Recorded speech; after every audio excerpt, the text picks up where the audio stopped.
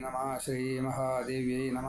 ഓം ശ്രീമദ്ദേവി മഹാഭാഗവതം 1-ാം സ്കന്ധം 11-ാം അധ്യായം. പുരൂരവസ് ആദ്യത്തെ ചന്ദ്രവംശ രാജാവാണ്. ആ രാജാവിന് ഉർവശിയാൽ ചതിപറ്റി എന്ന് പറഞ്ഞപ്പോൾ ആ കഥ എന്നാ കേൾക്കണം എന്നായി. അപ്പോൾ ശൗനകാദി മഹർഷിമാരുടെ ഈ ചോദ്യത്തിന് ഉത്തരമായിട്ട് പുരൂരവസും ഉർവശിയും തമ്മിലുള്ള വിവാഹവും, പുരൂരവസിന് ഈ ഉർവശിയുടെ അടിമയായിട്ട് ജീവിക്കുന്ന സ്വയം തീരുമാനിച്ചതല്ല, ഉർവശി തീരുമാനിച്ചതല്ല, പക്ഷെ അങ്ങനെ ഒരു അബദ്ധം തനിക്ക് പറ്റി എന്ന് മനസ്സിലായി. അത് മനസ്സിലാക്കാനുള്ള അനുഗ്രഹം അമ്മ കൊടുത്തു. അത് ഭാഗ്യം. ആ കഥയാണ് അവിടെ സൂചിപ്പിക്കുന്നത്. നമുക്കത് കേൾക്കാം. ഓം. ഇപ്പോൾ ചന്ദ്രന് താരയിൽ ബുധൻ ഉണ്ടായി. പിന്നീട് ആ ബുധന് ഈ മനുവിൻ്റെ പുത്രനായിട്ടുള്ള സുദ്യുമ്നൻ അല്ലെങ്കിൽ ഇള, ആ ഇള സുദ്യുമ്നനായി, സുദ്യുമ്നൻ ഇളയായി. ആ ഇളാവൃതത്തിൽ വന്നപ്പോൾ ബുധനാൽ വിവാഹം കഴിക്കപ്പെട്ടു. ബുധനിൽ ഈ ഇളയ്ക്ക് ഒരു ഉണ്ണി ഉണ്ടായി. അതാണ് പുരൂരവസ്. അപ്പോൾ ആ ചരിത്രത്തെയൊക്കെ പറയാം. ബ്രഹ്മാവ്, വിഷ്ണു, മഹേശ്വരൻ 3 പേരും അത്രി അനസൂയമാർക്ക് പുത്രന്മാരായിട്ട് വന്നു. ചന്ദ്രൻ ബ്രഹ്മാവിൻ്റെ അംശമായിട്ട്, ദത്താത്രേയൻ വിഷ്ണുവിൻ്റെ അംശമായിട്ട്, ദുർവാസാവ് ശിവൻ്റെ അംശമായിട്ട്. അപ്പോൾ ഈ കഥകളെയൊക്കെ ഒന്ന് സ്മരിക്കുകയാണ്. അതേപോലെ ബൃഹസ്പതിയുടെ പത്നിയാണ് താര. ആ താര ഈ ചന്ദ്രൻ്റെ ഭാര്യയായിട്ട് കുറച്ച് കാലം ഉണ്ടായി. ചന്ദ്രനെ ഓഷധി രാജാവായിട്ടും അതേപോലെ കുറച്ചധികം ശ്രേഷ്ഠതകളെ ചന്ദ്രൻ കാണിച്ചു കഴിഞ്ഞപ്പോൾ ബ്രഹ്മാവ് ഒരു പ്രത്യേക സ്ഥാനത്ത് കയറ്റിയിരുത്തി. അത് കാരണം ലേശൊരു അഹങ്കാരം വന്നു. അപ്പോൾ തേജസ്സും മറ്റു കാര്യങ്ങളെല്ലാം ഉണ്ട്. ദക്ഷൻ്റെ 27 പുത്രിമാരെ വിവാഹം ചെയ്തിട്ടുണ്ട്. അതിൽ രോഹിണിയോട് കുറച്ചധികം താല്പര്യമുണ്ട്. നാളുകളാണ് അത് മുഴുവൻ, അശ്വതി ഭരണി തൊട്ടുള്ള നാളുകൾ, രേവതി വരെ. അപ്പോൾ അതിൽ രോഹിണിയോട് ലേശധികം താല്പര്യമുണ്ട്. അപ്പോൾ ഈ ചന്ദ്രനാണ് ബൃഹസ്പതിയുടെ ഭാര്യ താര. എങ്ങനെയോ സന്ദർഭവശാൽ അവിടെ എത്തി. ചന്ദ്രക്ഷേത്രത്തിൽ താര വന്നു. ആ താരയെ ചന്ദ്രൻ വിവാഹം കഴിച്ചു. അങ്ങനെയാണ്. അപ്പം അത് ബ്രഹ്മാവിഷ്ണു മഹേശ്വരന്മാരുടെ അംശമായിട്ട് പോലും, ത്രിമൂർത്തികളുടെ അംശമായിട്ട് പോലും ഈ ന്യൂനത വരികയാണ്. അഹങ്കാരം സ്വതേ ഒരു ന്യൂനതയാണ്. അപ്പോൾ എപ്പോഴാണ് ഇത് നമ്മിൽ കടന്നുകൂടുക എന്ന് ചോദിച്ചാൽ അറിയില്ല. അപ്പം അത് കടന്നുകൂടാതിരിക്കാൻ നമ്മൾ തന്നെ ശ്രദ്ധിക്കണം. വേറൊരാൾ സഹായിക്കാൻ പറ്റില്ല. ഗുരു ഒന്നും സഹായിച്ചാൽ ആ കാര്യത്തിലാവില്ല. നമ്മൾ സ്വയമേവ ഗുരുവിന് പറഞ്ഞു തരാനേ പറ്റുള്ളൂ. അത് ശീലിക്കേണ്ടത്, ചെയ്യേണ്ടത് നമ്മൾ തന്നെയാണ്. ആ ചന്ദ്രന് പിന്നെ ദക്ഷൻ്റെ ശാപം കിട്ടി. അത് 15 ദിവസം ക്ഷയവും 15 ദിവസം വൃദ്ധിയുമായിട്ട് മഹാദേവനാൽ അനുഗ്രഹിക്കപ്പെട്ടു എന്ന് മാത്രമേ ഉള്ളൂ. അപ്പോൾ വലിയ ദോഷമാണ് അതുകൊണ്ട് സംഭവിച്ചത്. അപ്പം അങ്ങനെ സംഭവിക്കാതിരിക്കാൻ നമ്മൾ ശ്രദ്ധിക്കണം. നമ്മുടെ ഒരു പ്രവർത്തനത്തിൻ്റെ ഫലമായിട്ട് നമുക്ക് തന്നെ ദോഷം വരിക, ബൂമറാങ്ങായിട്ട്. അപ്പം അങ്ങനെ വരാതിരിക്കാൻ നമ്മൾ തന്നെ ശ്രദ്ധിക്കണം. അങ്ങനെയുള്ള പല കാര്യങ്ങളാണ് ഈ ഉപകഥകളായിട്ട് ഇവിടെ പറയണത്. നമുക്കത് കേൾക്കാം. ഓം. ശ്രീമദ്ദേവി മഹാഭാഗവതം 1-ാം സ്കന്ധം 11-ാം അധ്യായം. ശൗനകാദി മഹർഷിമാർ സൂതനിൽ നിന്നും കഥ കേൾക്കണം. ഋഷികൾ. ഓം. ആര്യപുരൂരവസ് ആര്യദേവകന്യക ഉർവശി മഹാത്മാവാം ആ നൃപന് വന്നതെങ്ങനെ സങ്കടം. ലോമഹർഷണസൂനോ നീ ചൊന്നാലും കഥയൊക്കെയും നിൻ മുഖത്താരൊലിത്തേനിൽ കൊതിപ്പോർ ഞങ്ങളെ വരും. രസമൂറുന്ന നിൻ വാണി സുധയേക്കാൾ പ്രിയങ്കരം മതി ഞങ്ങൾക്കില്ല കേട്ടാൽ വിണ്ണോർക്ക് അമൃതിലെന്ന പോൽ. സൂതൻ. മുനിമാരെ കേട്ടുകൊള്ളുവിൻ ദിവ്യമോഹനമക്കഥ. മഹാത്മാവാം വ്യാസനോദി കേട്ട മട്ടിൽ കഥിക്കുവൻ. താരയെന്നായി കേളി കേട്ടോൾ വ്യാഴത്തിൻ പ്രിയപത്നിയാൽ രൂപയൗവന സൗന്ദര്യപൂർണയാമാമദാസ്തയാൽ യജ്ഞം നടത്തും ശശിതൻ ഗൃഹത്തിൽ ചെന്നിതേകത ആ തിങ്കൾ നേർമുഖൻ പൂണ്ട രൂപ യൗവനശീലയെ കണ്ട് കാമാർത്ഥനായി തീർന്നു തഥാ രാഗേശനത്രയം. അവളും വിധുവെ കണ്ടു കാമപീഡിതയായി ഭൃശം. തഴച്ചു ദേവം അവരിൽ ഉൾപ്രേമം മാരമാലിനാൽ ഇന്ദുവും താരയും തമ്മിൽ ഒത്തിണങ്ങി മതാന്ധരായി പരസ്പര സ്പൃഹയോടും ക്രീഡിച്ചങ്ങനെ വാഴവേ കഴിഞ്ഞുപോയി തൊട്ടേറെ നാളുകൾ തൻ രതിലീലയിൽ. ദുഃഖാർത്ഥനാം വ്യാഴമാട്ടെ താരയെ കൊണ്ടുപോരുവാൻ സ്വശിഷ്യനെ അയച്ചിട്ടും പോന്നില്ല ഇന്ദുവശങ്കത. തിരിച്ചയച്ചു വിധു ആ ശിഷ്യനെ പലവട്ടവും. തഥാ കോപിച്ചു ഗുരു താനണഞ്ഞാൻ ശശിതൻ ഗൃഹം. ഉദാരബുദ്ധിയാം വ്യാഴം അവിടെ ചെന്നു സത്വരം മതത്താൽ മതിവിട്ടോ നാം മതിയോടോതിരോഷവാൻ. ധർമ്മം വെറുക്കും ആ കർമ്മം ശീതാംശോ ചെയ്തതെന്തു നീ എന്തിങ്ങു വെച്ചിരിക്കുന്നത് എൻ മനോഹരി ഭാര്യയെ. ഗുരുവല്ലോ ഞാൻ നിനക്ക്, നീയോ യജ്ഞങ്ങൾ ചെയ്യുവാൻ പോറ്റാൻ ഭുജിക്കാനുമെന്തേ മൂഢ നീ ഗുരുപത്നിയെ. ബ്രഹ്മഘ്നൻ പൊന്നുകക്കുന്നവൻ മദ്യപൻ ഗുരുതൽപകൻ തൽ സംസർഗീയം അഞ്ചത്രേ മഹാപാപിഷ്ഠരായവർ. മഹാപാപം ചെയ്തവൻ നീ ദുരാചാര വിഗർഹിതൻ. അയോഗ്യൻ ദേവരാജ്യത്തിൻ ഇവളെ പൂണ്ടിരിക്കിൽ നീ. വിട്ടുതന്നാലും ഈ നീലക്കണ്ണാളെ കൊണ്ടുപോകുവൻ, അല്ലെങ്കിൽ ഗുരുതാരത്തെ കട്ടോനെന്നോതുവൻ ഖല. സ്വപത്നിയെ പിരിഞ്ഞുള്ളോരത്തലും കടുകോപവും പൂണ്ടോര ഗുരുവോട് ഏവം ഉരച്ചാൻ രോഹിണീപതി ഇന്ദു. ധർമ്മശാസ്ത്രജ്ഞരാം ക്രോധം കൈവിടിഞ്ഞുള്ള ഭൂസുരർ പൂജാർഹർ.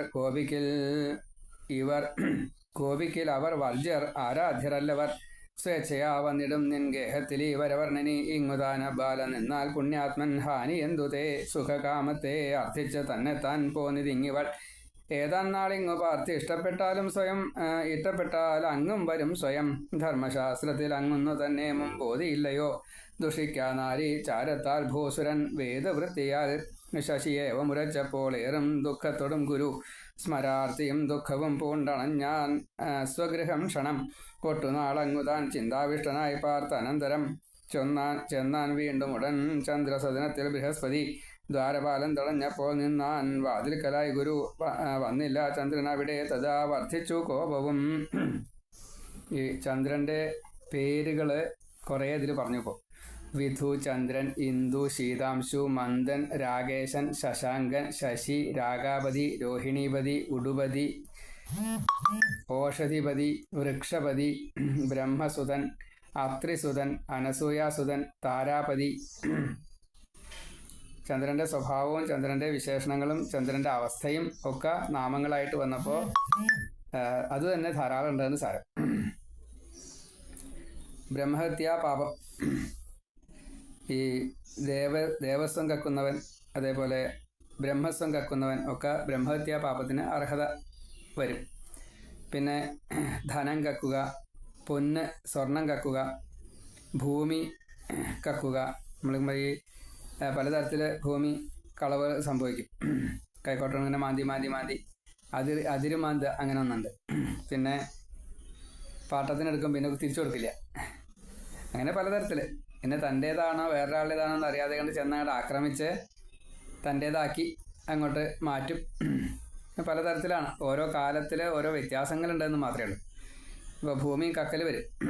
അതേപോലെ മദ്യപിക്കുക, പിന്നെ അന്യരുടെ ഭാര്യമാരെ നോക്കുക, അതൊരിക്കലും പാടില്ല.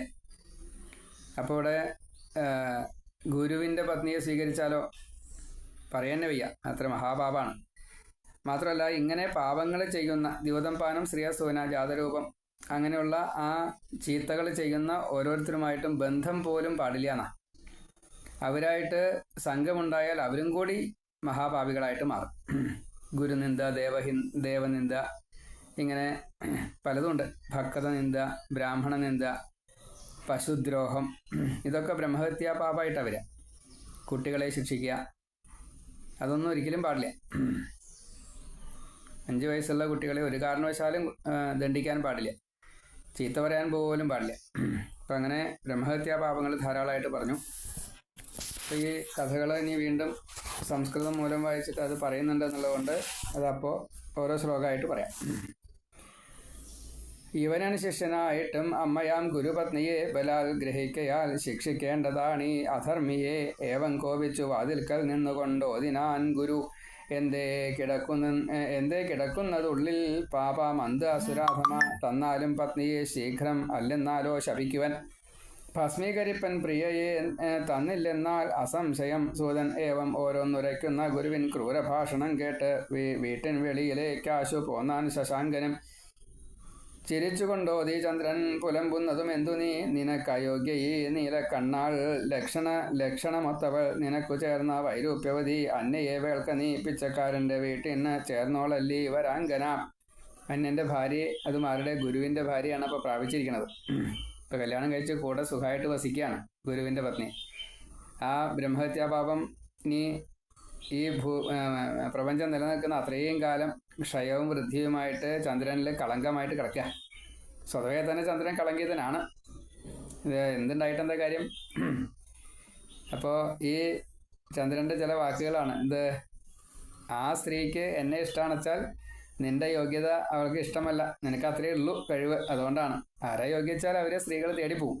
അപ്പോൾ ആ നിയമം അത് നിനക്കറിയാലോ. അതേപോലെ തന്നെ ഈ ശുദ്ധി അശുദ്ധി എന്നുള്ളത് ഓരോ മാസം കഴിയുമ്പോൾ ഓരോ സ്ത്രീയും ശുദ്ധമാവുമല്ലോ.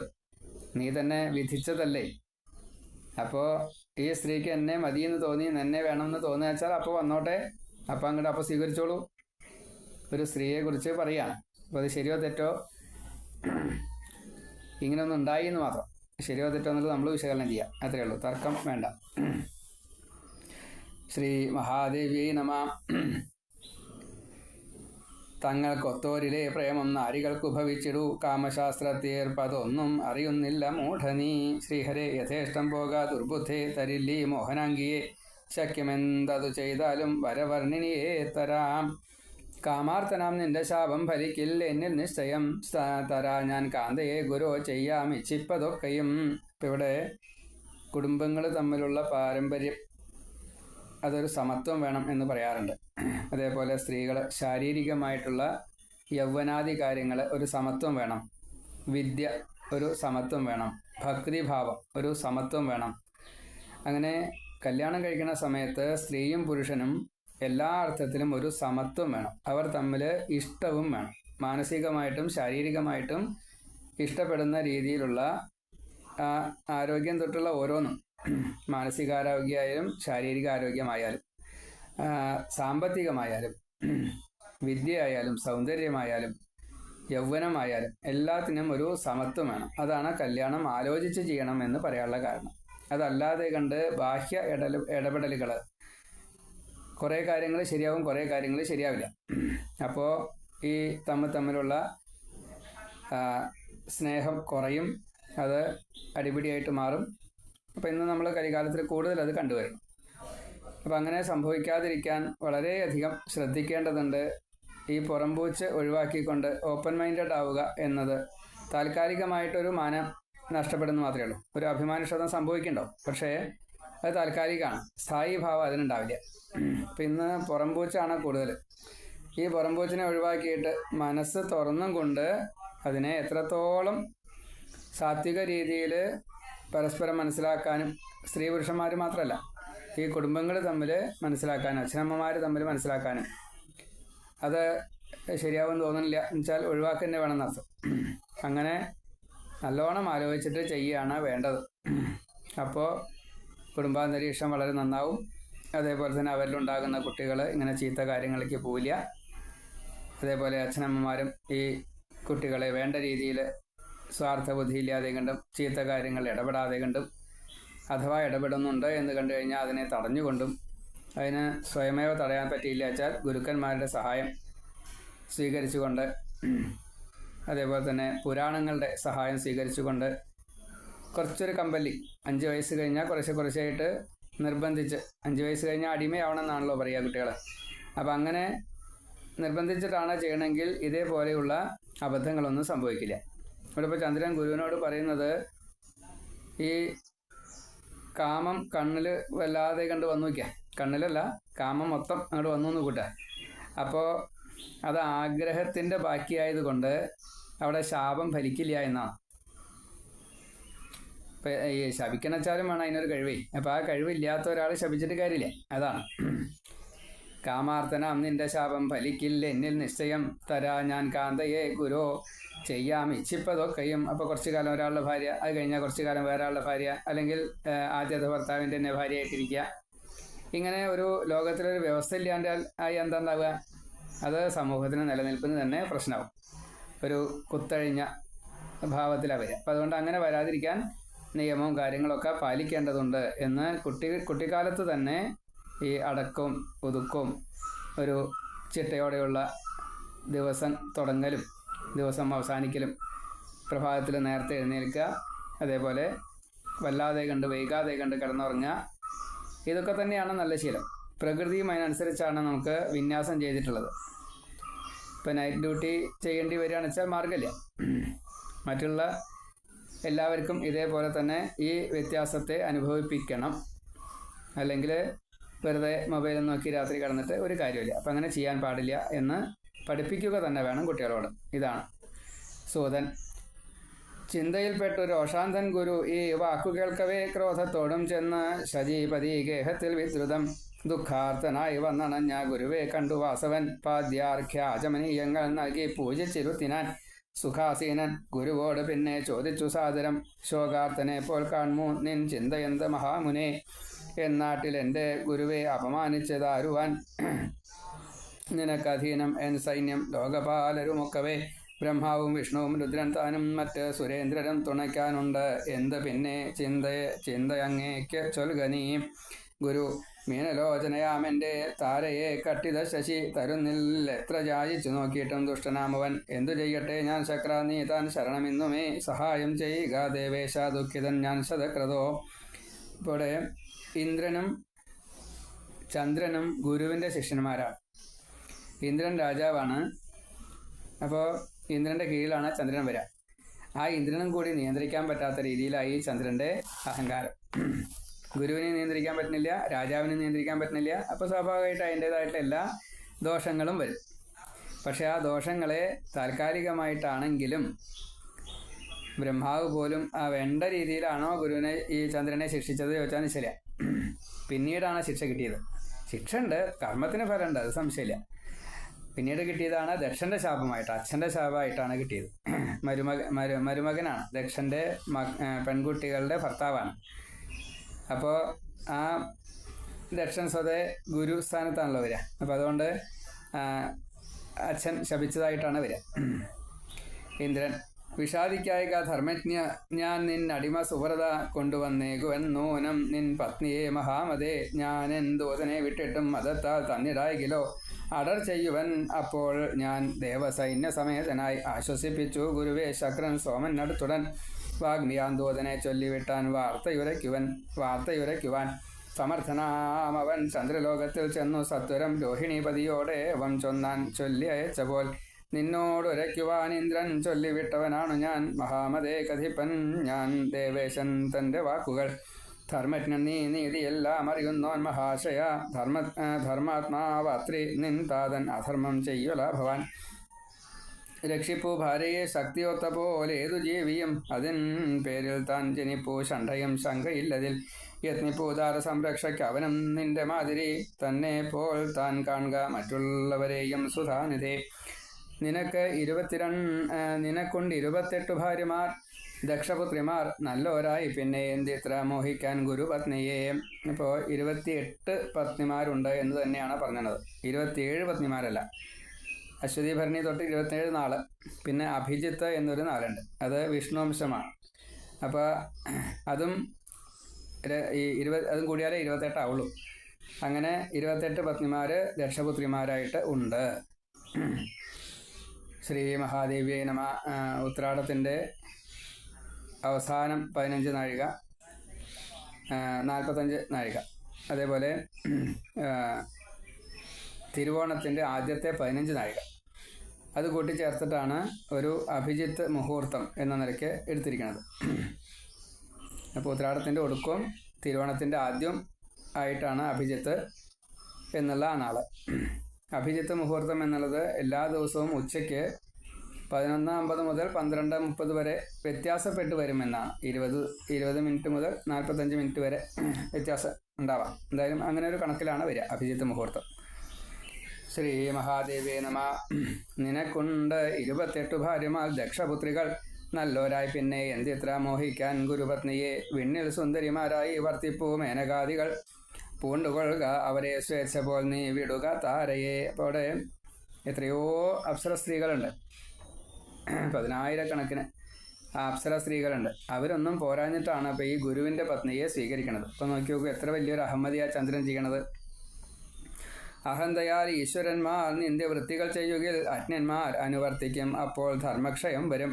വിട്ടാലും അതിനാൽ സുന്ദരാംഗിയാം ഗുരുപത്നിയെ നീ നിമിത്തം സുരന്മാർക്ക് യുദ്ധമുണ്ടാക്കി വെക്കൊല.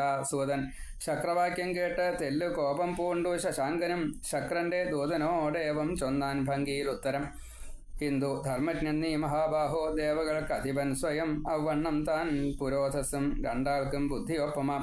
മറ്റുള്ളവർക്ക് ഉപദേശിക്കാൻ പലരും മികവേറുവോർ, കാര്യം വന്നാൽ സ്വയം ചെയ്യും അവരോ കാര്യം വന്നാൽ സ്വയം ചെയ്യുവോരോ വിരളമെത്രയും. ഇപ്പോൾ വളരെ പ്രധാനപ്പെട്ടതായിട്ടുള്ള നിയമമാണ് പറഞ്ഞത്. അന്യരെ ഉപദേശിക്കാനൊക്കെ കേമ, എന്നിട്ടോ അവനും ചെയ്യോ അവിട്ടില്ലേ. ഇനി അവനവൻ ഇങ്ങനെ ചെയ്യേണ്ട സന്ദർഭത്തിൽ അതിൽ നിന്ന് മാറും. അപ്പോൾ ഈ ഗുരുക്കന്മാരായാലും ആചാര്യന്മാരായാലും വളരെയധികം ശ്രദ്ധിക്കേണ്ട ഒരു കാര്യമാണ്. ഏകാദശി നോക്കണം എന്ന് ആചാര്യസ്ഥാനത്ത് ഇരുന്നിട്ട് പറയും. എന്നിട്ട് ഏകാദശിയൊന്നും നോൽക്കൂല. ഞാൻ അങ്ങനെ തന്നെയാണ്. ഞാൻ ഈ വ്രതം ഉപവാസാദികൾ പതിവില്ല. എൻ്റെ ശരീരം അതിന് വഴങ്ങില്ല. അപ്പം അതുകൊണ്ട് അതിനെ ചെയ്യാറില്ല. ഇങ്ങനെ ചെയ്താൽ നന്ന് എന്ന് പറയും. ഞാൻ അപ്പം തന്നെ പറയും ഞാൻ ചെയ്യാറില്ല, നിങ്ങൾ ചെയ്യും വേണം എന്ന് പറയാറുണ്ട്. അപ്പം അത് ചെയ്യാൻ പാടില്ല, അങ്ങനെ ഉപദേശിക്കാൻ പാടില്ല. അപ്പം അതിന് ആദ്യമേ തന്നെ ഈ വിഷമങ്ങളെ അനുസരിച്ച് അത് ജീവിക്കുക എന്നുള്ളത് കുറച്ച് കഷ്ടപ്പെട്ടിട്ടും ഉപവാസ വ്രതാദികളെ ചെയ്തിട്ട് വേണം എന്നെ ആശ്രയിക്കാൻ എന്ന് അമ്മ പറയുന്നുണ്ട്. ദേഹത്തിൻ്റെ അമിതമായിട്ടുള്ള സുഖഭോഗങ്ങൾക്ക് അടിമപ്പെടാതിരിക്കാൻ, മതം അഹങ്കാരം വരാതിരിക്കാൻ ദേഹത്തെ ഒന്ന് മെലിയിക്കുക, ക്ഷീണിപ്പിക്കുക, അതാണ് വ്രത ഉപവാസങ്ങളുടെ ലക്ഷ്യം. അതേപോലെ തന്നെ ദുർമേധസ്സുകൾ ഉണ്ടെച്ചാൽ അതിനെ പോകാനും. ഇപ്പോൾ പിന്നീട് സ്വസ്ഥത കിട്ടുകയാണ് ചെയ്യുക. അതൊക്കെ നിയമമൊക്കെ ശരിയാണ്. അപ്പോൾ ആ രീതിയിൽ നമ്മളും ആ ദിവസം വേണം. അപ്പോൾ ഞായറാഴ്ചയാണ് ഉപവാസം വേണ്ടത്. ഞായറാഴ്ചയാണല്ലോ നമുക്കൊക്കെ ഒഴിവ്. അപ്പോൾ ഞായറാഴ്ചയാണ് നമ്മൾ സദ്യ ഉണ്ടാക്കുക. കാരണം അന്നേ ശരിക്കും കഴിക്കാൻ പറ്റൂ. അപ്പോൾ ഇതൊരു കാലവ്യത്യാസമാണ്. പണ്ട് ഈ ഞായറാഴ്ചയാണ് കൂടുതൽ ഈശ്വര സേവ ചെയ്യുക. നമ്മൾ ഈ ഞായറാഴ്ചയാണ് കൂടുതൽ ഇന്ദ്രിയ പ്രീത്യർത്ഥം പലതും സ്വീകരിക്കുക, സുഖത്തെ സ്വീകരിക്കുക. അപ്പോൾ അതാണ് വ്യത്യാസം. അത് കലികാലത്തിൻ്റെ വ്യത്യാസമാണ്. അതുകൊണ്ടാണ് ഉപവാസാദികൾ പറ്റാത്തത്. അപ്പോൾ കലികാലത്തിൽ ജീവിക്കാനും കുറച്ച് പഠിക്കണം, എന്നാലേ കലികാലത്ത് ജീവിക്കാൻ പറ്റുള്ളൂ എന്ന് സാരം. അതാണ്. മറ്റുള്ളവർക്ക് ഉപദേശിക്കാൻ പലരും മികവേറുവോർ, കാര്യം വന്നാൽ സ്വയം ചെയ്യുവോരോ വിരളമെത്രയും. ബാർഹസ്പത്യം ശാസ്ത്രമത്രേ സ്വീകരിപ്പതുമാനവർ, തെറ്റെന്തു തന്നെ കാമിക്കും നാരിയെ പൂണ്ടുകൊള്ളുകിൽ. അപ്പോൾ തന്നെ ആഗ്രഹിച്ചു വരുന്നതായിട്ടുള്ള ഒരു സ്ത്രീക്ക് ആ പുരുഷൻ ആ കാമത്തെ സാധിപ്പിച്ചു കൊടുക്കണം എന്നൊരു നിയമമുണ്ട്. അതും ഗുരു പറഞ്ഞതാ. എല്ലാ മാസവും സ്ത്രീ ശുദ്ധമാകും. അപ്പം അതുകൊണ്ട് ഈ ദോഷം വരില്ല എന്ന് ഗുരു പറഞ്ഞിട്ടുണ്ട്. അപ്പം ഞാനിപ്പോൾ അങ്ങനെ സ്വീകരിച്ചു എന്നേ ഉള്ളൂ. അതിനിപ്പോൾ എന്താ തെറ്റ്? മറ്റേ നിൻ്റെ സ്വാർത്ഥല്ലേ, നിൻ്റെ പത്നിയാണ് നീ അങ്ങനെ സ്വന്തം എന്ന് കണക്കാക്കല്ലേ, അതല്ലേ തെറ്റ്. അല്ലാണ്ട് ഞാൻ സ്വീകരിക്കുന്നതല്ലല്ലോ തെറ്റ്. പിന്നെ ഞാൻ ബലാൽ പിടിച്ചു വെച്ചിട്ടില്ല. താര ഇവിടെ നിൽക്കണു, ഞാൻ സ്വീകരിക്കണു. താരയ്ക്ക് ഇഷ്ടമല്ലാച്ചാൽ പോയിക്കോട്ടെ. അപ്പോൾ ഇവിടുന്ന് പോയിട്ട് നിൻ്റെ അടുത്തേക്കാ പറഞ്ഞാൽ നീ സ്വീകരിച്ചോളൂ, അത്രേ പറയാൻ പറ്റുള്ളൂ. മറ്റ് ഇവിടെ കഥയിൽ ചോദ്യമില്ല. ഈ 27 പത്നിമാരെ ബൃഹസ്പതി സ്വീകരിക്കുന്നുണ്ടോ, അതിൻ്റെ കഥ ഇല്ല. ആ ഒരു ചോദ്യം ഇവിടെ വരണില്ല എന്ന് സാരം, അത്രേ ഉള്ളൂ. സ്വകീയം ബലികൾക്കെല്ലാം ദുർബലർക്കൊന്നുമല്ല താൻ, തൻ്റേത് അന്യൻ്റേത് എന്നൊക്കെ മൂഢബുദ്ധികൾ തൻ ഭ്രമം. ഇപ്പോൾ ഭാഗവതം എപ്പോഴും അത് കണക്കാക്കി പറയുന്നുണ്ട്. അതായത് സ്വന്തം എന്നുള്ളത് ഒന്നുമില്ല എന്നാ. ദേഹം പോലെ സ്വന്തമല്ല. അപ്പോൾ തന്നെ ദേഹത്തിൻ്റേതായിട്ടുള്ള ബാക്കി സുഖിക്കാനായാലും വസ്തുവായാലും ഇതൊന്നും എൻ്റേത് എന്ന് പറയാനുള്ള അർഹത ഇല്ലാത്തതുകൊണ്ട് അപ്പോൾ ഇതും അനർത്ഥാണ്, അല്ലെങ്കിൽ അർഹത ഇല്ലാത്തതാണ്, അനർഹം ആണ്. സ്വന്തം എന്ന് കണക്കാക്കുന്നതേ അനർത്ഥാണ്. സ്വന്തം എന്നുള്ളത് കണക്കാക്കുന്നത് അർഹതയില്ലാത്തതാണ്, അനർഹം ആണ്. അപ്പം അത് ചന്ദ്രൻ പറഞ്ഞു എന്നർത്ഥം. എന്നിൽ പോൽ ഗുരുവിൽ താരക്കില്ലതാൻ അനുരാഗവും ധർമ്മമോ നീതിയോ സന്ധ്യജിപ്പത് അങ്ങനുരക്തയെ ഭ്രാതാവിൻ പത്നിയെ കാമിച്ചന്നേ വാഗ്പതിയോടവൾ വെറുപ്പിൽ താൻ പ്രേമമറ്റാലുണ്ടാമോ ഗാർഹികം സുഖം. അപ്പോൾ സ്വാഭാവികമായിട്ട് ഭാര്യയും ഭർത്താവും തമ്മിൽ ഏതെങ്കിലും കാരണവശാൽ ചെറിയ ചെറിയ കാര്യങ്ങളെ കൊണ്ട് വിദ്വേഷങ്ങൾ സംഭവിക്കാം, വെറുപ്പ് സംഭവിക്കാം. അപ്പോൾ പിന്നെ രതിയാദി കാര്യങ്ങൾ പിന്നെ സംഭവിക്കില്ല. ഒരു തീവ്രമായിട്ടുള്ള പ്രേമത്തിൽ നിന്ന് മാത്രമേ സന്താനമൊക്കെ ഉണ്ടാവുള്ളൂ. അതൊക്കെ നിയമമാണ്. അപ്പോൾ ഇവിടെ പ്രേമം നഷ്ടപ്പെട്ടിരിക്കുന്നു താരയ്ക്ക്. നിന്നെ ഇഷ്ടമല്ല, പാണ്ടും ചൂട്ടും ഇങ്ങനെയൊക്കെ ആയിട്ടാണ്, അത്ര സുന്ദരനല്ല. അപ്പോൾ അതുകൊണ്ട് അത് വേണ്ട. പിന്നെ ഗുരു വലിയൊരു തെറ്റ് ചെയ്തിട്ടുണ്ട്. എന്താ തെറ്റേച്ചാൽ വേറൊന്നുമില്ല, ബൃഹസ്പതിയുടെ ഏട്ടൻ ഉദധ്യൻ്റെ പത്നി മമത ഗർഭിണിയായിരിക്കുന്ന സമയത്ത് ഏട്ടൻ്റെ ഭാര്യയാണ്. ഏട്ടനോ അനിയനോ സഹോദരൻ എന്ന് കണക്കാക്കിയാൽ മതി. എന്തായാലും ഏട്ടൻ തന്നെയാണെന്നാണ് വിശ്വാസം, അത്ര ഓർമ്മയില്ല എനിക്ക്. ഏതായാലും ഉദധ്യൻ്റെ പത്നി മമതയെ ഗർഭമുണ്ടായിരിക്കുന്ന സമയത്ത് ഈ ബൃഹസ്പതിക്ക് സന്താനയോഗമുണ്ട്. അത് ഭഗവാന്റെ ആജ്ഞ. അപ്പോൾ താൽക്കാലികമായിട്ട് സ്ത്രീയെ കാണാനില്ല. അപ്പോഴാണ് ഏട്ടൻ്റെ ഭാര്യ അടുത്തുള്ളത്. അപ്പോൾ ഉദധ്യൻ്റെ ഭാര്യയായിട്ടുള്ള തൻ്റെ സഹോദരൻ്റെ ഭാര്യയായിട്ടുള്ള എഴുത്തമ്മയായിട്ടുള്ള ആ മമതയെ ഗർഭിണിയായിരിക്കുന്ന സമയത്ത് ഗുരു പ്രാപിച്ചു. അപ്പോൾ ഉള്ളിലിരിക്കുന്നതായിട്ടുള്ള ഈ ഉണ്ണി യോനിദ്വാരം അടച്ചു. അത് ഗുരുവിന് വലിയ ശുണ്ഠി വന്നു. എന്നെ തീർക്കാൻ നീയാരാ, അതുകൊണ്ട് ആ ഉണ്ണി ജനിച്ചതിന് ശേഷം അന്ധനായിപ്പോട്ടെ എന്ന് ശപിച്ചു. ഈ ഗുരുവിൽ നിന്നും വീണതായിട്ടുള്ള ആ ബീജം അത് ഭൂമിയിലാണ് സ്പർശിച്ചതെങ്കിലും അത് ഒരു ഉണ്ണിയായിട്ട് മാറി. ആ ഉണ്ണി വിദധൻ എന്ന പേരിൽ പിന്നീട് ഭരതൻ്റെ പുത്രനായിട്ട് വളർന്നു. ശാകുന്തളത്തിലെ ഭരതൻ. ദുഷ്യന്തൻ്റെയും ശകുന്തളയുടെയും മകനായിട്ടുള്ള ഭരതൻ്റെ 3 പത്നിമാർ. ആ 3 പത്നിമാർക്കും ഓരോ ഉണ്ണികളുണ്ടായി. ആ ഉണ്ണികൾ 3 തൻ്റെയല്ല എന്ന ഒരു കളിയാക്കലെന്ന് പറയാൻ പറ്റില്ല, ചിരിപ്പിക്കാൻ വേണ്ടിയിട്ട്, ഭാര്യമാരെ ചിരിപ്പിക്കാൻ വേണ്ടിയിട്ട് ഒരു ഫലിതം പറഞ്ഞതാ. അത് ഭാര്യമാർക്ക് പേടിയായി. അവരൊക്കെ സ്വന്തം കുട്ടികളെ വെള്ളത്തിൽ മുക്കി കൊന്നു. പാതിവ്രത്യത്തിന് ഭംഗം വരാൻ പാടില്ല എന്ന നിലയ്ക്കാണ്. അപ്പോൾ ഭരതന് ഈ കുട്ടികളെ കൊന്നതായിട്ടുള്ള ഭാര്യമാരോട് ഏതെങ്കിലും തരത്തിലൊരു വിഷമോ നീരസോ ഒന്നും ഉണ്ടായില്ല. ഭാര്യമാർക്ക് ഭരതൻ്റെ ഈ ശുദ്ധ മനസ്സിനെ മനസ്സിലായതുമില്ല. ഫലിതമാണ് പറഞ്ഞത്, അങ്ങനെ ഉണ്ടായിട്ടല്ല. അപ്പോൾ അത് പൂർണ്ണമായിട്ട് മനസ്സിലാക്കാൻ സാധിക്കാത്തവർക്ക് ഭവ്യതയോടുകൂടി നിൽക്കുന്ന അവർക്ക് തങ്ങളുടെ ഭർത്താവിനെ നഷ്ടപ്പെടാൻ വയ്യ വിചാരിച്ചിട്ടാണ് അങ്ങനെ സംശയിക്കുന്നതായിട്ടുള്ള പുത്രന്മാർ വേണ്ട എന്ന നിലയ്ക്ക് മുക്കിക്കൊന്നത്. അപ്പോൾ ഗുരുക്കന്മാർക്ക്, പുരോഹിതന്മാർക്ക്, മഹർഷികൾക്ക്, പൗരന്മാർക്ക് ഒക്കെ വലിയ സങ്കടമായി. രാജാവിന് ഉണ്ണി ഉണ്ടാവും എന്ന് ഇനി തോന്നുന്നില്ല, ആ മട്ടായി.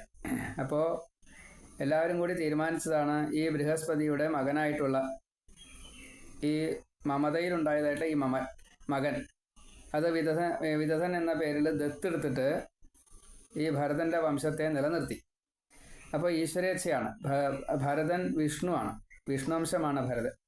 അപ്പോൾ ആ ഭരതന് സന്താനമുണ്ടായത് ഗുരുവിൽ നിന്ന് ഇങ്ങനെ. അപ്പോൾ ആ സന്താനം ഉണ്ടാവാൻ ഒരു സ്ത്രീ വേണം, അതുകൊണ്ടാണ് സ്ത്രീയെ പ്രാപിച്ചത്. ആ ഉണ്ണിയാണ് ഇങ്ങനെ. അപ്പോൾ ദേവഹിതമാണ്. അപ്പോൾ ഈ ദേവഹിത എങ്ങനെയൊക്കെയാണ് വരിക എന്നുള്ളത് ആർക്കും അറിയില്ല. അങ്ങനെയുണ്ട് ചില കാര്യങ്ങൾ. അപ്പോൾ മുഴുവനും നമ്മൾ എത്രത്തോളം ഇത് ശരിയാക്കാൻ സാധിക്കും ചോദിച്ചാൽ നമുക്ക് മുഴുവൻ അറിയില്ല. ഈ ഉണ്ണിയെടുത്ത് വളർത്തിയത് ഭരദ്വാജിൽ നിന്ന് ഉള്ള ഒരു മഹർഷിയാണ്. ആ മഹർഷിയിൽ നിന്നാണ് പിന്നെ ഈ ബൃഹസ്പതി ദത്തായിട്ട് സ്വന്തം മകനെ ഭരതന് വേണ്ടിയിട്ട് പുത്രസ്ഥാനത്ത് ഏൽപ്പിച്ചു കൊടുത്തത്. പിന്നീട് ആ വിദധൻ ആണ് രാജാവായിട്ട് പരമ്പര നിലനിർത്തിയതെന്ന് സാരം. വലിയ പരമ്പരയായിട്ട് അത് മാറുകയും ചെയ്തു. അപ്പോൾ അതും ഒരു വിഷ്ണുവംശമാണ്. അതിനാണ് ഇവിടെ സൂചിപ്പിച്ചത്. ശ്രീ മഹാദേവേ നമ. ധർമ്മമോ നീതിയോ സന്ധ്യജിപ്പത് അങ്ങ് അനുരക്തയെ ഭ്രാതാവിൻ പത്നിയെ കാമിച്ചന്നേ വാക്പതിയോടവൾ വെറുപ്പിൽ താൻ പ്രേമമറ്റാലുണ്ടാമോ ഗാർഹികം സുഖം. അതുകൊണ്ടാണ് താര തൻ്റെ ഭർത്താവായിട്ടുള്ള ബൃഹസ്പതിയെ ഇഷ്ടപ്പെടാതെ ആയത്. അതുകൊണ്ടാണ് എൻ്റെ അടുത്ത് വന്നത് എന്ന് ചന്ദ്രൻ പറയുകയാണ്, സമർത്ഥിക്കുകയാണ്. നൽകാ ഞാൻ താരയെ ദൂത പോകാം പോയി പറയൂ ഭവാൻ സർവശക്തൻ ഭവാൻ ഇന്ദ്ര ചെയ്യുക തോന്നുന്നതൊക്കെയും. ഇതൊക്കെ ഇന്ദ്രൻ്റെ ദൂതൻ, ഇവിടെ ഇന്ദ്രൻ്റെ ശാസന എന്നുള്ള നിലയ്ക്ക് ദൂത് പറയുകയാണ്. അപ്പോൾ ഇന്ദ്രനോട് പറഞ്ഞോളൂ, ഞാൻ തരില്ല, യുദ്ധം ചെയ്യണമെന്ന് വെച്ചാൽ യുദ്ധം ചെയ്തോട്ടെ, ഞാൻ അതിന് പരിഹാരം കണ്ടോളാം. കാരണം ഇതൻ രാജാവാണ്, മറ്റൊന്നും രാജാവാണ്. ഇന്ദ്രനും രാജാവാണ്, ചന്ദ്രനും രാജാവാണ്. അപ്പോൾ തമ്മിൽ രാജകീയമായിട്ടുള്ള യുദ്ധം, അത് താരയുദ്ധം ആയിട്ടാണ്. ആകാശത്ത് വെച്ചിട്ടുള്ള യുദ്ധമാണ്, നക്ഷത്ര യുദ്ധം, താരയുദ്ധം, താരയ്ക്ക് വേണ്ടിയിട്ടുള്ള യുദ്ധം. സൂതൻ ശശി ഏവമുരച്ചപ്പോൾ ശക്രസന്നിധി പുക്കുടൻ ദൂതൻ ചന്ദ്രൻ ചൊന്നതെല്ലാം അറിയിച്ചു സുരേന്ദ്രനെ. മുഴുത്തു കോപം ഇന്ദ്രൻ ആ വാർത്തയെല്ലാം ശ്രവിക്കവേ ചെയ്താൻ ഇന്ദ്രൻ ഗീഷ്പതിയെ തുണയ്ക്കാൻ സൈന്യശേഖരം. ഗുരുദ്വേഷത്തിനാൽ യുദ്ധവൃത്താന്തം കേട്ടു ശുക്രനും കൊടുത്തു പോകായിക എന്നാശു ശശിയെ പോയി വിലക്കിനാൻ. നിനക്കിന്ദ്രനുമായി പോരിലേൽക്കേണ്ടി വരുമെങ്കിലോ സഹായമേകുവൻ മന്ത്രശക്തിയാൽ തേ മഹാമതേ. ഗുരുതാരങ്ങൾ തൻ വാർത്ത കേട്ടൊരഭൂതനാഥനും ശുക്രൻ ഗുരുവേ ദ്വേഷിയായി. ശുക്രൻ ഗുരുദ്വേഷി എന്നായി കണ്ട് സഹായമേകിനാൻ. ദേവാസുരന്മാർ അന്യോന്യം ചെയ്തോരപ്പോരനേക നാൾ താരകാസുര യുദ്ധം പോൽ നീണ്ടുനിന്നു മുനീന്ദ്രരെ. സുരാസുരപ്പോര് ഈ വണ്ണം കണ്ട് കഷ്ടമൊതുക്കുവാൻ അന്നത്തിലേറി തദ്ദേശം വന്നണഞ്ഞാൻ പിതാമഹൻ. രാഗാപതിയോടായോധി വിട്ടാലും ഗുരുപത്നിയെ അല്ലായെങ്കിൽ വിഷ്ണുവേ വിളിച്ച് അണപ്പൻ നാശമെന്നു ഞാൻ.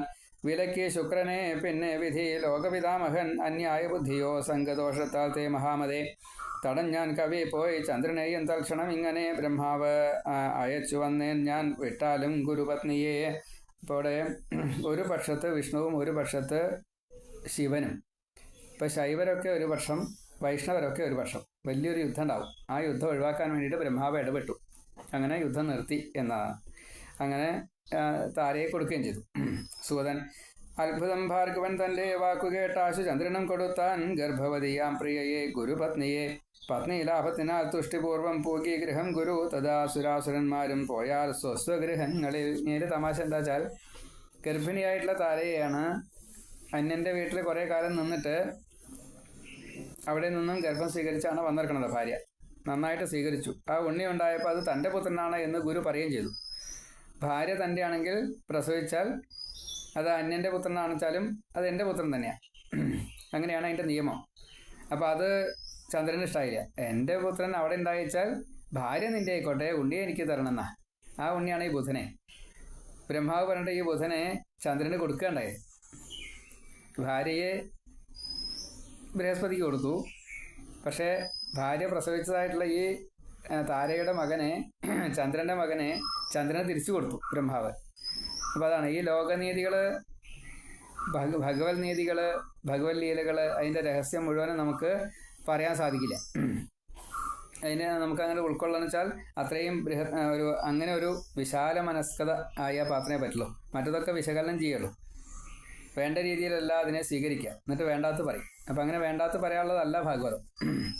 സനാതനധർമ്മങ്ങൾ അതിന് ധാർമ്മികമായിട്ടുള്ള പല മൂല്യങ്ങളുണ്ട്. കാര്യകാരണങ്ങൾ സഹിതമാണ് ഇതെല്ലാം ഉണ്ടായിട്ടുള്ളത് എന്നതിനെ അംഗീകരിക്കുകയാണ് ആദ്യം വേണ്ടത്. പോസിറ്റീവ് ആയിട്ട് ചിന്തിക്കണം മുഴുവൻ കാര്യങ്ങളും. അല്ലാണ്ട് അപ്പളെ കണ്ടതിനെ ആ രീതിയിൽ കണ്ട അങ്ങനെയല്ല വേണ്ടതെന്ന് സാരം. അത് പാഖണ്ഡമതാണ്. ഇപ്പോൾ ഈ പാഖണ്ഡമതത്തെ വളർത്തുന്നവരാണ് ഈ ചീത്ത ചെയ്യുന്നവർ പലരും. പ്രസംഗിച്ചിട്ട് കാര്യമില്ല, പ്രസംഗിച്ചതുകൊണ്ട് അതാവില്ല, അത് അന്യായ പ്രസംഗ, അത്രയേ ഉള്ളൂ. അപ്പം അങ്ങനെ വരാൻ പാടില്ല. ഇതിനൊരു ഭഗവത് ഇച്ഛയുണ്ട്. ആ ഭഗവത് ഇച്ഛ ലോക നിലനിൽപ്പിന് വേണ്ടിയിട്ടാണ്. പുരാണത്തിൽ അങ്ങനെയാണ്. അങ്ങനെ ചെയ്യാൻ പാടില്ല എന്ന് പഠിപ്പിക്കുവാനാണ് ഇങ്ങനെയൊക്കെ പറയണത്. നല്ലതേ ചെയ്യാവൂ, നല്ലതല്ലാത്തത് ചെയ്യരുത് എന്ന് പഠിപ്പിക്കാൻ ഈ നല്ലതല്ലാത്തതും കാണിച്ചു തരാണ്. കഥാരുചി പോലെയാണത്. ശ്രീ മഹാദേവേ നമ. ബ്രഹ്മാവും സ്വാലയം പോകി കൈലാസം പോകി ശംഭുവും പ്രിയയാം താരയെ പ്രാപിച്ച അതിസന്തുഷ്ടനായി ഗുരു. പിന്നെ കുറച്ചുനാൾക്കുള്ളിൽ ശുഭനക്ഷത്രവേളയിൽ പെറ്റാൽ താര ഗുണം കൊണ്ട് ചന്ദ്രനൊത്തൊരു പുത്രനെ പെറ്റു കണ്ടേറെ സന്തോഷം പൂണ്ടൊരുള്ളുമായി ചെയ്യിച്ചാൻ ജാതകർമാതി എല്ലാം ഗുരു യഥാവിധി. മകന്റെ ജന്മവൃത്താന്തം കേട്ട് ചന്ദ്രൻ മുനീന്ദ്രരെ പറഞ്ഞയച്ചാൻ വ്യാഴത്തിനടുത്തേക്കൊരു ദൂതനെ, ഇവൻ നിൻ മകനല്ല എൻ്റെ വീര്യോത്ഭവൻ, ഇവനു നീ ജാതകർമാദി വിധികൾ ചെയ്യിക്കാൻ എന്തു കാരണം? അപ്പോൾ അച്ഛനാണ് ഇതിൻ്റെയൊക്കെ അധികാരി. അച്ഛൻ ചെയ്യാതെ കണ്ട് വേറൊരാൾ ചെയ്യാന്ന് പറഞ്ഞു കഴിഞ്ഞാൽ അത് സമ്മതാവില്ല. ഇപ്പം ചില ദിക്കിൽ കാണാം, മകളുടെ പുത്രന് ജാതകർമാധികാരി അവസാനിച്ച പേരക്കുട്ടന്, മകൻ്റെ മകനോ അല്ല, അതും പാടില്ല. മകളുടെ മകനോ മകൻ്റെ മകനോ ഈ മുത്തശ്ശൻ അതിൻ്റെ നേരിട്ട് ജാതകർമാധികാരികളൊന്നും ചെയ്യാൻ പാടില്ല. അത് തെറ്റാ. ഈ മകൻ ഒരു പക്ഷേ അത്ര കേമനല്ലായിരിക്കാം, മരുമകൻ അത്ര കേമനല്ലായിരിക്കാം. എങ്കിലും എത്ര വലിയ കേമനായാലും ചെയ്യിക്കുകയേ പാടൂ, ചെയ്യാൻ പാടില്ല. അപ്പം അങ്ങനെ അന്യൻ്റെ എന്നുള്ള നിലയ്ക്കപ്പെടെ വരിക. ഇവിടെ ഇപ്പോൾ ഗുരു എന്ന് പറയുമ്പോൾ കുറച്ച് മീതിയാണല്ലോ സ്ഥാനം. അപ്പോൾ എൻ്റെ പുത്രൻ്റെ ഈ നാമകരണം ആവശ്യപ്പെട്ട് കഴിഞ്ഞാൽ ചെയ്തു കൊടുക്കാമെന്നേ ഉള്ളൂ. അതന്നെ സാന്നിധ്യത്തിലേ പാടുള്ളൂ. അങ്ങനെ കുറേ ഉണ്ട്, നിയമങ്ങൾ കുറേ ഉണ്ട്. അപ്പം അത് അർഹതയില്ലാത്ത ചെയ്യരുത് എന്ന് ചന്ദ്രൻ ശാസിച്ചു ഗുരുവിനോട്. അതാണ്, ഇവൻ നിൻ മകനല്ല എൻ്റെ വീര്യോത്ഭവൻ, ഇവനു നീ ജാതകർമാദി വിധികൾ ചെയ്യിക്കാൻ എന്തു കാരണം? ദൂതൻ മുഖേന ശശിതൻ വാക്കുകേട്ടോ ദിനാൻ ഗുരു, ഇവനൻ പുത്രൻ എന്നോട് സദൃശൻ ശങ്കയില്ലതിൽ. തുടങ്ങി പിന്നെ വാഗ്വാദം യുദ്ധാർത്ഥം സുരദാനവർ ഒത്തുചേർന്നങ്ങണഞ്ഞാശു. സഭ കൂടിയ ശേഷവും അണഞ്ഞാൻ അവിടേക്കാശു ശാന്തി ഇച്ഛിച്ചു പത്മജൻ. പോരിനായി നോക്കി നിൽക്കുന്നവരവരെ പോയി വിലക്കിനാൻ. ചോദിച്ചു താരയോടേവം വിധി ഈ തനയൻ ശുഭേ, ആരുടേത് എന്നൊതിയാലും ക്ലേശമില്ല മറുപടി. അപ്പോൾ ബ്രഹ്മാവ് താരയെ വിളിച്ച് ചോദിച്ചു, ഈ ഉണ്ണി ആരുടെയാ ചോദിച്ചു. അപ്പോൾ ചന്ദ്രൻ്റെ ആണെന്ന് മറുപടി പറഞ്ഞു. അപ്പോൾ ചന്ദ്രൻ്റെ ഉണ്ണിയെ ചന്ദ്രന് കൊടുക്കണമെന്ന് വിധി നിശ്ചയിച്ചു. അത് കൊടുക്കുകയും ചെയ്തു, കൊടുപ്പിച്ചു. നാണിച്ചോ തലയും താഴ്ത്തി മൊഴിഞ്ഞാളം മനോഹരി ചന്ദ്രൻ്റെ എന്ന് അകത്തേക്ക് വലിഞ്ഞാൾ വരവർണിനി. എടുത്തു മകനെ ചന്ദ്രനുള്ളിൽ ആനന്ദവായ്പടും സ്വഗൃഹത്തിൽ കൊണ്ടുപോന്നു ബുധനെന്നേകി നാമവും. ബ്രഹ്മാവും പോയി സ്വന്തഗേഹം ഇന്ദ്രാദിസുരരും തഥാ. തിരിച്ചുപോയി വന്നപ്പോൾ താൻ കാണാൻ വന്ന ജനത്തോടും ഇന്ദുവിന് ബുധൻ വ്യാഴക്ഷേത്രത്തിങ്കൽ പിറന്നതും പറഞ്ഞേൻ ഞാൻ സത്യവതി സൂനു ചൊന്നുള്ളതേ വിധം ബുധോൽപത്തി എന്ന 11-ാം അധ്യായം സമാപ്തം. സർവത്ര ശ്രീമദ്ദേവി നാമസങ്കീർത്തനം. ശ്രീ മഹാദേവി നമ. ശ്രീ സ്വഭാവത്തെ നമുക്ക് ന്യൂനതകൾ എന്തെങ്കിലും ഉണ്ടെങ്കിൽ, ചീത്തകൾ എന്തെങ്കിലും ഉണ്ടെങ്കിൽ അതിനെ മാറ്റാൻ സാധിക്കും. ഈ വൈരുദ്ധ്യങ്ങളായിട്ടുള്ള കഥാസന്ദർഭങ്ങൾ, നമുക്ക് ഇഷ്ടമല്ലാത്ത നിയമങ്ങളെ പറയുമ്പോൾ അതിനെ വിശകലനം ചെയ്തുകൊണ്ട് ഞാനെന്തായാലും അങ്ങനെയാവില്ല എന്ന് സ്വയമേവ അങ്ങനെ തീരുമാനിക്കണം. അങ്ങനെ തീരുമാനിച്ചുകൊണ്ട് പ്രവർത്തിക്കണം. അതാണ് പുരാണ പരിചയം. വളരെ നിർബന്ധമാണ്. വേണ്ട രീതിയിൽ അതിനെ എടുക്കാൻ സാധിക്കണം. അതല്ല വെച്ചാൽ പാഖണ്ഡമായിട്ട് വരും. അപ്പം അങ്ങനെ പാഖണ്ഡം വരാതിരിക്കാൻ എല്ലാവരും ഈശ്വര ഭക്തിയോട് കൂടിയിട്ട് ഇതിനെ ശ്രവിക്കണം. ഗുരുഭക്തിയോട് കൂടിയിട്ട് ശ്രവിക്കണം. ഗുരു, ഗ്രന്ഥം, ദേവത. അപ്പം ഈ ഭക്തി വേണം, എന്നാലേ അത് ശരിയായ രീതിയിൽ ഉൾക്കൊള്ളാൻ സാധിക്കുള്ളൂ എന്ന് സാരം. ശ്രീ മഹാദേവി നമ. ഇനി ഇതിൻ്റെ സംസ്കൃതം മൂലം അടുത്തതിൽ പറയാം. സർവത്ര ശ്രീമദ്ദേവി നാമ സങ്കീർത്തന. ശ്രീ മഹാദേവ്യൈ നമ.